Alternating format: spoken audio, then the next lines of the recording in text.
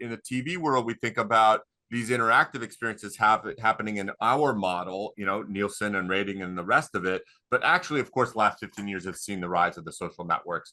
John, take it from there in terms of like every brand and agency needs to have a presence on these social networks. And I think you're going to take us through two big highlights, by the way, both of which were TV events, the pre-event to the Super Bowl, right? And the associated events with the March Madness. So it is here, right? Interactive TV, it's here, it's now, it's just maybe not in the exact device or in the exact way you might have thought like 20 years ago, but it's all kind of coming together. Without question. And, I've been operating this business for, I think we're in our 12th year, and I've been in live streaming for 20, but I have to remind myself and my colleagues that this is still a new medium for most people. And it is a different development happening on a pretty consistent basis. But a lot of what we do is work with brands, marketers, agencies, content creators, and platforms on how to deliver a fully optimized live content experience. A lot of that boils down to best practices that we've certainly learned and adopted, across all these years. And, the real big, I think, commandment is, in terms of best practices, is do whatever you can to transform that viewer into a participant, right? So when we see things like you could hire and partner with the biggest influencers and artists in the world, it could be Drake or Lady Gaga, but if it's a surveillance video experience or a webcam, the audience they might show up given who the talent is, but they're not going to stick around. So we've looked at ways, how do we help our clients put interactive tools in place to really engage that viewer and get them to A, stay, B, invite their friends, and B, come back to subsequent experiences, given the efficacy of live video to drive watch time. That's what we hear back from our brand clients is, I can't get anyone's attention for 4 seconds, but we just executed this interactive experience and had an average watch time of 14 minutes. That's a pretty significant, home run. And when I talk interactive tools, people want to have a social stream. They want to talk about what they're watching. We believe that needs to be curated. It just can't be this random, fire hose of nonsense and polarizing commentary. If the conversation is related to the video, people are going to lean in. They're going to watch longer, and again, bring those fellow watchers to those experiences. And then it's things like chat, polling, trivia, graphics, calls to action, even like a dynamic schedule widget that's a companion to that viewing experience. That's where we start to see watch time really start to grow. And expand. So really the goal here is, hey, how do we create truly interactive environments? And the efficacy of those environments is just, the watch times is really what the ultimate goal is of our clients. And I want to dive in a little bit to what we talked about in our prep call of Shaq's Funhouse.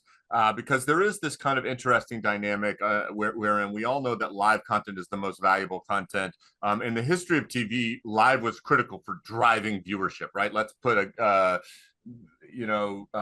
game after the hockey match or whatever, and that in entertainment, I'm thinking of an example, but I can't remember the name of it, always does super well. Like that's the lead in, right? And then we have this other world on the flip side that developed with social, where it's like, wait, you can go live at any time, and there's millions of people there, and it just catches fire. And if it's a big name, like that goes live. And I think we had this conversation, we kind of migrated to, and what happened a couple of years ago with basically Amazon Thursday Night Football was sort of bringing these together. It's like, we're going to somehow drive tune in. It's going to be to a specific app and place like a TV, right? But it's not like as part of a schedule where you're talking about we're going live on Sunday. So there's sort of like been these two modes of live, one being a TV and then the other being a social. And we maybe are coming to the final place where it's like, live is by itself with these big platforms can really drive a tentpole by itself. I think that's kind of what we talked about a little bit, and some of the stuff that you've done with Shaq relates to this, because, sorry, long-winded point, but I'm getting here, that they actually took that stream, and I don't know, you're going to explain this better, but streamed it to TikTokers who then streamed it in turn to their super distributors, their followers, correct? And that's a really powerful idea. Reminds me of like Intertrust super distribution back 20 years ago, right? Yeah, I think without question, I think these big sporting events, the music, media, and entertainment that happens around them are almost as big as the actual in-game events themselves. And for the Super Bowl here in LA, it was Shaq's Funhouse was this real kind of concert carnival experience with Diplo, Lil Wayne, major artists. And we distribute that across multiple social platforms for the promoter medium rare. But one of the key, I think, drivers of tune in to that experience, where there were 20 different TikTok influencers at and throughout that overall experience. And we're simulcasting across all 20 of their accounts, almost like the raid effect that you see on Twitch. I think another interesting example, you might remember the live Super Bowl commercial that Snickers did a couple of years ago with Adam Driver. He's in a saloon. Prior to that experience, there was a 36-hour pre-broadcast of a live stream with influencers, NFL athletes, all kinds of weird little kind of quirky games you could play.